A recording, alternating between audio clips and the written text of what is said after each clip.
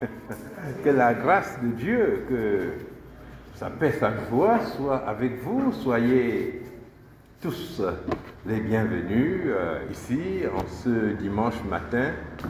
Le Seigneur est bon et il nous donne de pouvoir vivre ce jour. Je voudrais vous présenter les vœux de l'Église. Et ces vœux vous ont été présentés le 31 au soir. Et je crois que beaucoup parmi vous n'étaient pas là. Et je vais revenir ici sur les vœux que Eugène a apportés. Et je les ai envoyés d'ailleurs dans la plupart des forums de l'Église, mais je crois que beaucoup n'ont pas bien compris, n'est-ce pas, ce que j'avais voulu dire. Bon, je vais revenir là-dessus. Et il se trouve dans le livre de l'Exode au chapitre 14, et ce sont les versets 13 à 14. Alors, le contexte, c'est que Israël est sorti d'Égypte. Et le pharaon se rend compte que c'est une erreur de sa part. Et il se met à poursuivre Israël, mais qui est parti vers la mer Rouge. C'est-à-dire, ils auraient pu contourner, mais ils sont allés vers la mer Rouge. Et maintenant, ils ont d'un côté la mer et de l'autre côté l'armée du Pharaon qui arrive. Ils se mettent à dire à Moïse, on t'avait dit qu'il valait mieux servir les Égyptiens. Voilà dans quelle situation nous nous trouvons. Il n'y avait pas un moyen d'envisager pour eux la traversée de la mer Rouge. Et ça tombait bien parce que beaucoup appellent cette soirée du 31 la nuit de la traversée. Oui, et voilà ce que Moïse dit au peuple. Moïse répondit au peuple, ne craignez rien, restez en place et regardez la délivrance que l'Éternel va vous accorder ce jour. Car les Égyptiens que vous voyez aujourd'hui, vous ne les verrez plus jamais. Les Égyptiens que vous voyez aujourd'hui, vous ne les verrez plus jamais. Et au verset 14, Exode 14, 14,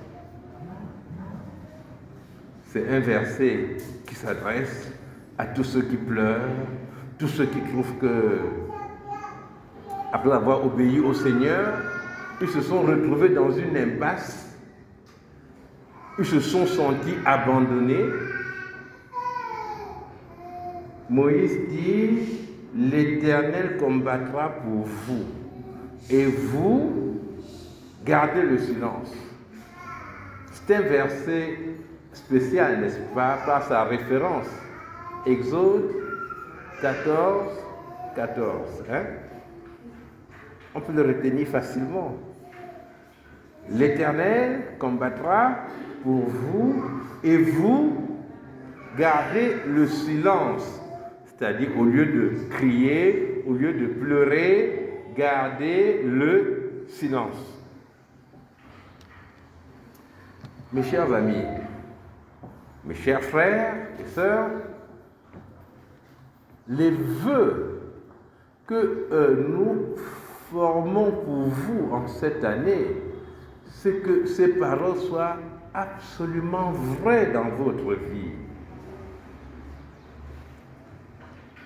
Les Égyptiens que vous voyez aujourd'hui, c'est ce que dit Moïse, ces Égyptiens que vous voyez aujourd'hui, eh bien, vous ne les verrez plus jamais. Donc, nos vœux, c'est que cette parole se réalise dans votre vie. C'est-à-dire que les combats de l'année 2021, qui étaient difficiles et pratiquement perdus d'avance, qui apparaissaient comme des impossibilités, que non seulement l'Éternel vous donne la victoire dans ces combats, mais que ce soit des combats terminés.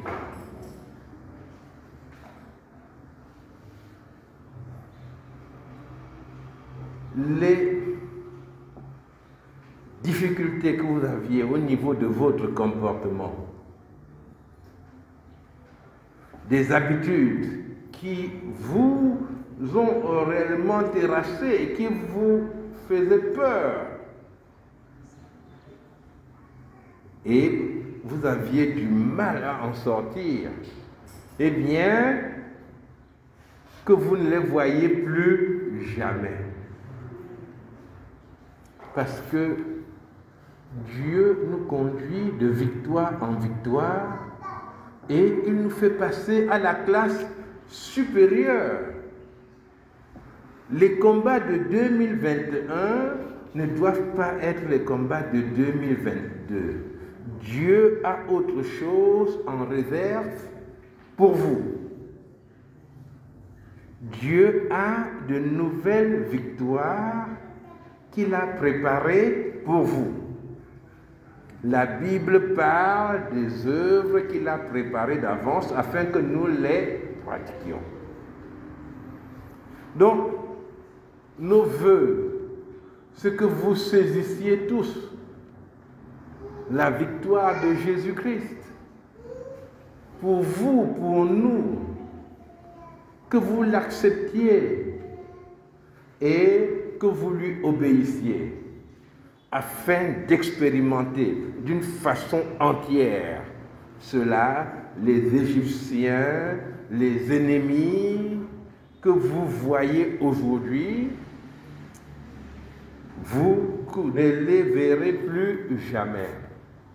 Que le Seigneur vous bénisse et que cela soit le partage de chacun d'entre vous. Amen.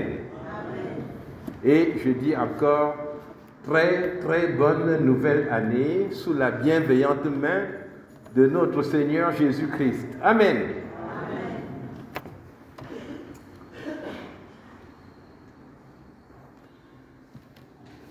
Ce mois de janvier est un mois où nous parlerons beaucoup de la reconnaissance. La reconnaissance qui va d'abord vers le Seigneur, n'est-ce pas? Soyons reconnaissants envers lui. Pourquoi reconnaissants? Mais pour ce qu'il a fait pour nous. La reconnaissance envers les personnes qui nous entourent. Et nous oublions souvent d'exprimer notre reconnaissance. Nous oublions souvent les actes positifs qui ont été faits en notre faveur. Et en ce premier mois de l'année, nous allons prier que le Seigneur réveille en nous cet esprit de reconnaissance envers lui et envers les autres autour de nous. Et la reconnaissance est vraiment un ciment social qui nous permet d'entretenir des relations harmonieuses avec les autres. Parce que quand on nous a fait du bien, c'est une bonne chose de dire merci. Et c'est une bonne chose de voir que nous pouvons être utiles aussi à ceux qui nous font du bien. C'est positif pour chaque bien qu'on nous fait de voir que c'est une relation qui s'ouvre et que nous pouvons entretenir, même avec nos capacités modestes. Et nous allons parler beaucoup de la reconnaissance pendant ce mois de janvier. Nous avions parlé de l'hospitalité en décembre. Ce mois-ci de la reconnaissance, ce sont des thèmes qui se ressemblent, qui se suivent.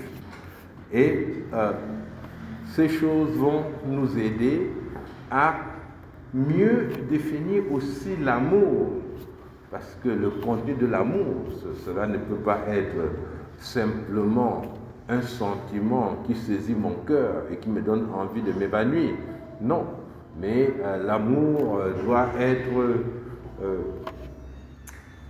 non seulement une émotion, mais une force qui me conduit à exprimer quelque chose de positif envers la personne aimée, à vouloir le bien des autres autour de moi et à me mettre en capacité de le faire. Alors, pour commencer ce mois de la reconnaissance, j'ai pensé qu'il fallait que nous soyons reconnaissants envers le Seigneur. Et je me suis dit qu'en réalité, la reconnaissance devrait nous conduire à valoriser ce que nous avons reçu. C'est-à-dire, si quelqu'un me donne un téléphone portable, oui, je lui dis merci, mais la reconnaissance envers cet acte-là me pousse aussi, la reconnaissance envers cette personne me pousse aussi à bien utiliser le téléphone qu'il m'a donné. Parce qu'il y a des reconnaissances qui ne sont pas éclairées.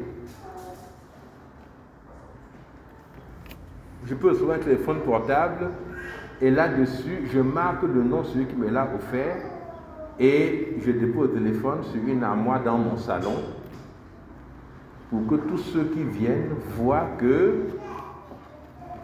tel m'a donné le téléphone et j'ai montré ma reconnaissance envers lui.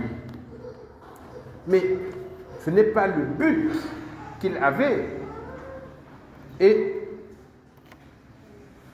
dans beaucoup de maisons, on trouve par exemple des appareils de cuisine, des moulinex qu'on a reçus et puis qui sont dans leur emballage depuis 2-3 ans. Et puis on est reconnaissant envers la personne qui a donné cela, mais on ne l'utilise pas du tout.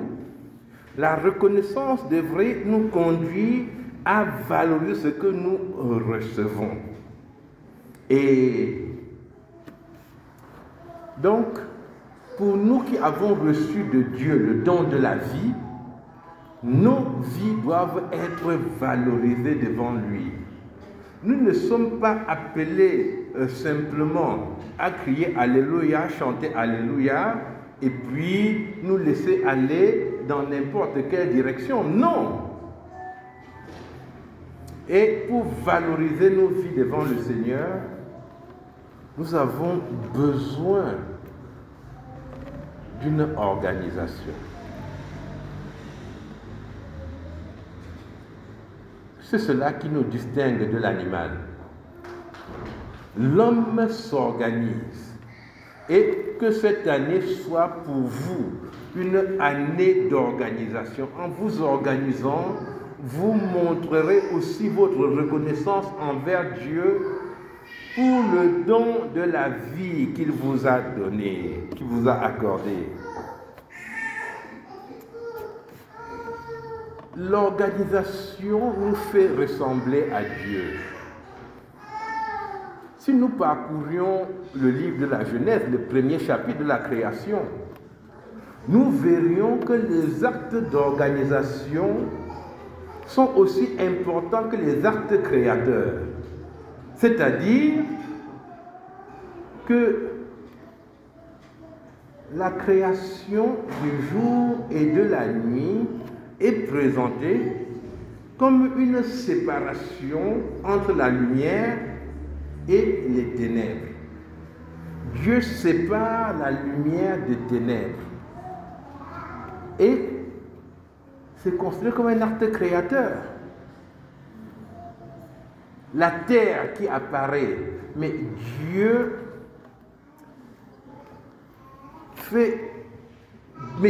sépare le sec et la mer.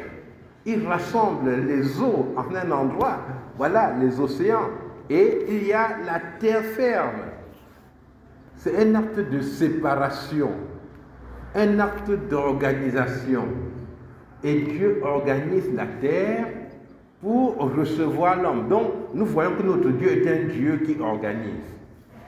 Alors, je vais vous dire, vous poser cette question. Pendant cette année, est-ce que nous sommes en train de réfléchir en termes d'organisation? Qu'est-ce que nous comptons faire? Ou bien nous allons nous laisser conduire par les circonstances tout simplement?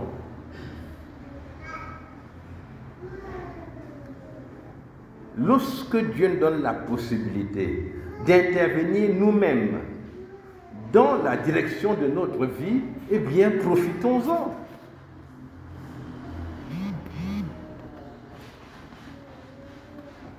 Nous devons voir dans quelle direction nous investir, mes chers amis.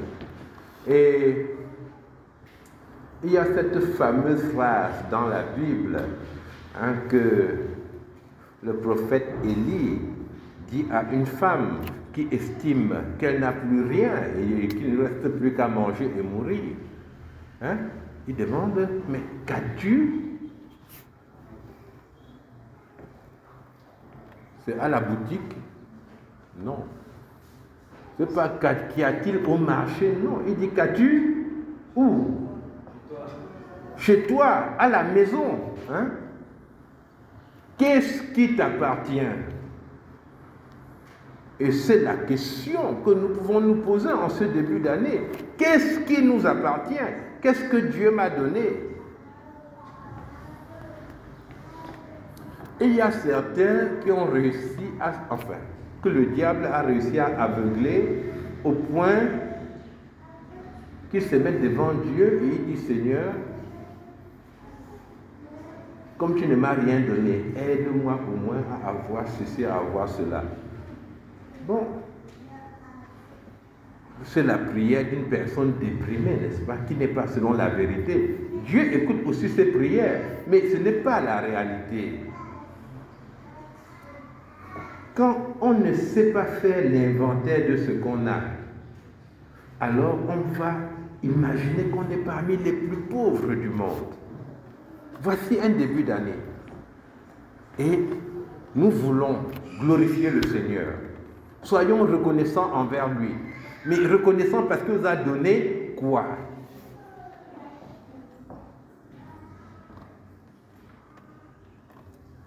Est-ce qu'il y a des gens parmi vous qui remercient le Seigneur pour la force physique qu'il leur a donnée?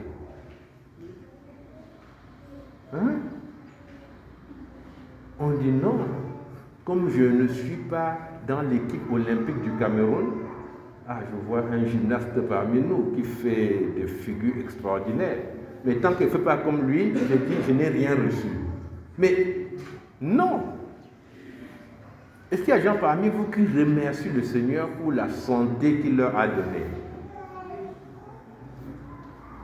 Ils remercient pour la santé, oui, mais en quel moment? Quand tout va bien. Mais ceux qui sont à l'hôpital, par exemple, ils ne remercient plus. Mais leur santé a été attaquée, mais il y a encore de la santé en eux, n'est-ce pas? ils se sont cassés une jambe, ils souffrent d'un mal de tête terrible, mais ils disent qu'ils ne peuvent pas remercier le Seigneur pour le reste, hein, parce que ça ne va pas. Eh bien, ils perdent l'occasion de manifester leur reconnaissance à Dieu et de faire un inventaire qui leur permet d'avancer. Faites un bon inventaire en ce début d'année. Beaucoup parmi vous sont des personnes intelligentes. Vous savez, comme enseignant, pardon, j'ai vu plusieurs générations d'étudiants et vous parlez avec certaines personnes et vous voyez que ce sont des gens qui réfléchissent vite, rapidement, mais vous voyez que ce sont des gens qui ne se donnent aucune forme d'ambition, qui ne sont pas prêts à étudier quoi que ce soit. Je vois même des gens à qui je dis, bon, il faudrait que cette année, tu retournes à l'école. Hein? Sans dire, oui, pasteur, je vais retourner. Et j'imagine qu'après, la personne doit rire dans sa chambre jusqu'à tomber. Vous voyez, moi, un pasteur comme ça, il croit quand il dit ça, moi, à l'école, je ne peux plus partir. Hein? Avec les enfants, je vais perdre mon temps. Et après, quand je finis l'école, il va me donner du travail. Un fou comme ça. Oui. C'est vrai que les pasteurs ressemblent parfois à des fous, n'est-ce pas? Parce qu'ils disent des choses qui vous semblent impossibles. Mais je vous dis que vous avez des capacités réelles que le Seigneur vous a données et maintenant il faut faire votre inventaire et voir comment les utiliser. Ceci est un début d'année et il faut vous dire, je voudrais ne plus avoir les mêmes batailles, je voudrais maintenant gagner vraiment mes batailles pour ma vie. Et qu'est-ce que Dieu m'a donné? Dans la Bible, dans le livre de Ruth, au chapitre 2, alors nous voyons une femme, Ruth, qui vient d'un pays, ce pays de Moab. Moab, c'était des gens qui ne faisaient pas partie d'Israël. Ils n'avaient pas accès aux mêmes promesses que Israël. Mais Ruth s'était mariée à un fils d'Israël et la belle-mère de Ruth s'appelle Naomi. Et Naomi était allée vivre dans le pays de Moab parce qu'il y avait une famine dans la terre promise. Elle est partie à Moab, mais à Moab ça s'est très mal passé. Ses enfants sont morts et elle revient avec l'une de ses belles-filles qui s'appelle Ruth. Alors, au chapitre 2 du livre de Ruth, nous voyons Naomi qui vit une situation très très pénible. Elle est veuve. Elle est revenue en Israël. Elle n'a rien. Et il faut vivre au jour le jour. Alors, sa fille, sa belle-fille Ruth lui dit, laisse-moi aller travailler dans le champ. Je veux aller glaner des épis dans le champ de celui aux yeux duquel je trouverai grâce. Alors, glaner les épis à cette époque-là, enfin, de tout temps, cela signifie ramasser les épis qui sont tombés après que les ouvriers aient procédé à la récolte. Donc, ceux qui glanaient les épis dans le champ formaient une ligne après ceux qui récoltaient. Et ceux qui récoltaient, coupaient tous les épis, ramassaient tout ce qu'il fallait ramasser. Et maintenant, ce qui était tombé, ils le laissaient à ceux qui allaient glaner dans le champ. Je me rappelle quand nous étions tout petits, à Fumban, lorsque les femmes avaient fini de récolter, nous allions dans les champs de maïs et à notre tour, on récoltait aussi. C'est-à-dire, il y avait des épis qui étaient abandonnés parce que ceux qui récoltent travaillent rapidement et nous les ramassions et nous faisions un petit tas pour nous-mêmes. Et Ruth dit, je vais aller glaner. C'était même dans la loi juive une ouverture que Dieu avait laissée pour les pauvres afin qu'ils puissent subsister. Alors, elle lui répond, Naomi dit à sa fille, va ma fille. Une famille courageuse, hein? Je vais vivre décemment, je m'en vais travailler. La maman, la belle-mère qui dit, vas-y. Et elle alla glaner dans un champ derrière les moissonneurs. Donc je dois dire que Ruth était consciente de la capacité que Dieu lui avait. Elle pouvait travailler. Elle avait de la force physique et elle avait une résistance qui lui permettait de tenir dans le champ. Donc Ruth fait le choix de se surpasser. Elle alla glaner dans un champ derrière les moissonneurs. Et il se trouva par bonheur que la parcelle de terre appartenait à Boz, qui était de la famille d'Elimelech. Et voici, Boz, c'est le propriétaire, qui était un homme bon, il vint de Bethléem et il dit au moissonneur, que l'Éternel soit avec vous. Ils lui répondirent, que l'Éternel te bénisse. Et Boz dit à son serviteur chargé de surveiller les moissonneurs, à qui est cette jeune femme? Bon, à l'époque en général, les femmes étaient mariées, si elles n'étaient pas mariées, elles étaient d'une famille, donc sa question ne choquait personne. Hein? C'est-à-dire, soit c'était la fille de tel, soit c'était la femme de tel autre. Puisqu'il ne la connaît pas parmi les gens qui viennent glaner généralement. Le serviteur chargé de surveiller les moissonneurs répondit, c'est une jeune femme moabite qui est revenue avec Naomi du pays de Moab. Elle a dit, permettez-moi de glaner et de ramasser des épis entre les gerbes derrière les moissonneurs.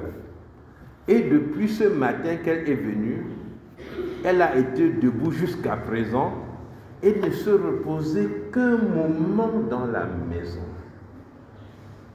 Voilà Ruth qui travaille. Ruth s'investit en fonction des difficultés qu'elle rencontre. Elle va là-bas, elle travaille de toutes ses forces et elle est même remarquée. On dit, mais quelle est cette fille qui ne se repose pas? Elle n'avait pas une prophétie en sa faveur. Elle venait même d'un pays qui était méprisé par les Juifs. Mais elle s'investit de toutes ses forces parce qu'elle a un besoin réel et elle se dit que Dieu a quelque chose pour elle. Vous pourrez lire la suite de l'histoire à la maison. Parce que cette fille est ensuite encouragée et elle rentre ce soir-là avec près de 22, c'est-à-dire avec une tine, n'est-ce pas? Une tine de blé. Ça, c'est pour plusieurs jours, n'est-ce pas? Dieu lui répond. Dans l'histoire de Ruth, on voit plus loin même que Dieu lui aménage un avenir, en la conduisant à épouser Boz. Nous voyons que l'investissement de Ruth au départ, le choix de lutter avec ce qu'elle avait, a conduit à saisir la bénédiction de Dieu, les œuvres que Dieu a préparées d'avance. Elles ne nous rencontrent pas dans notre lit.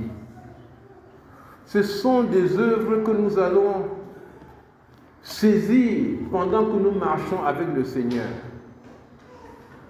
Ne nous laissons pas envahir par une forme de paresse qui ressemble à une spiritualité avancée, où nous sommes constamment, voilà, je prie, je jeûne, je fais quoi que ce soit des activités très très positives, mais où j'attends que Dieu m'envoie ce que beaucoup appellent ma destinée, n'est-ce pas? Je n'utilise pas beaucoup ce terme parce que c'est un terme qui a été totalement, comment on peut dire, enfin, on en a fait n'importe quoi. Donc j'attends que Dieu m'envoie ma destinée et je reste là à le faire. Non!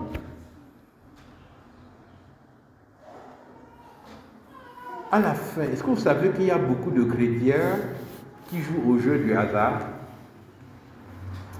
C'est-à-dire que les jeux du hasard là que vous voyez, c'est-à-dire Paris Mutuel, au football, il y a même les bêtes, le tiercé, il y a beaucoup de choses. Eh bien, quand vous voyez ça, vous dites, ah, les non-croyants souffrent, c'est faux. Peut-être que si on regarde ça bien, la majorité de gens qui jouent, ce sont les chrétiens. Parce que pour chacun d'eux, eh bien, Dieu a préparé son jour. C'est mon jour ici. Et il prie le matin, Seigneur, je sais que c'est toi. Je sais que c'est toi. Il prend le bulletin, il faut des nombres à cocher, il prend des versets bibliques, n'est-ce pas? Tel verset, il y a Jean 3, 16. Donc il coche le 3, il coche le 16. Hein? Ça, ce sont les chevaux. Hein? Je ne sais pas s'il y en a 16 hein, parfois. Ça peut atteindre 16, personne ne va répondre. Si quelqu'un répond, c'est qu'il joue à ça. Hein? Bon, et puis il coche, et puis il s'en va jouer.